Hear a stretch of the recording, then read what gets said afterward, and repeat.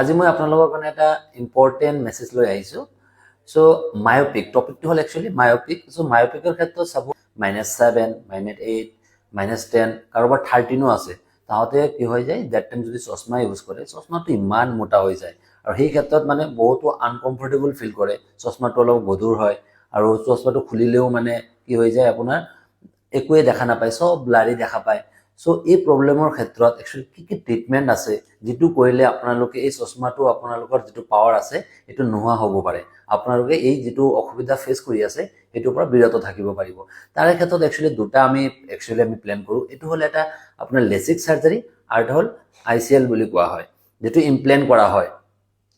এই ক্ষেত্ৰত কি হয়, যিটো লেচিক চাৰ্জাৰী হয় এই চাৰ্জাৰী আকৌ তিনিটা টাইপছ এই মেথডৰ দ্বাৰাই কৰা হয়, সাৰফেচ, আপোনাৰ লেন্টিকুলাৰ আৰু হ'ল ফ্লিপৰ দ্বাৰা।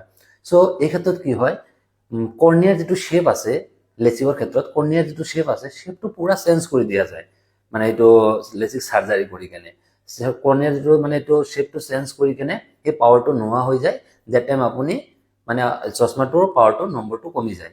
সেই ক্ষেত্ৰত আপুনি চশমাটো এৰাৰ কাৰণে এইটো বেষ্ট এটা উপায় আছে। কিন্তু এই কেতিয়াবা ক্ষেত্ৰত আমি কি দেখা পাওঁ, আমি মানে এটা ষ্টাডিৰ ক্ষেত্ৰত দেখা পাইছোঁ বহুত ৰিচাৰ্চৰ জৰিয়তে, যদি -8 লৈকে থাকে ডেট টাইমলৈকে আপুনি যদি লেচিক চাৰ্জাৰী কৰে সেই ক্ষেত্ৰত পাৰফেক্ট।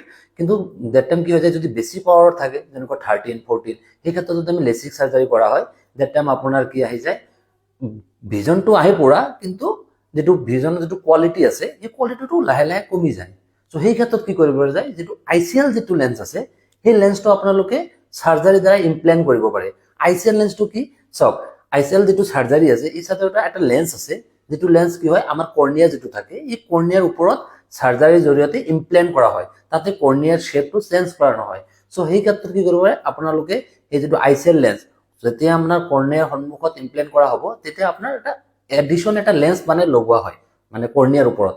সেই ক্ষেত্ৰত আপোনাৰ -0.5 লৈকে আপোনাৰ 30 ধৰি মানে -30 লৈ আপোনাৰ এই পাৱাৰটো লগাব পাৰে। সেই ক্ষেত্ৰত আপোনাৰ যিটো ভিজন থাকে সেই ভিজনটো একদম মানে পুৰা ক্লিয়াৰিটি পাব আপুনি, মানে যিটো ভিজনটো গুড কোৱালিটি থাকে এইটোত কোনো মানে নাহে, মানে প্ৰব্লেম নাহে ইন ফিউচাৰত।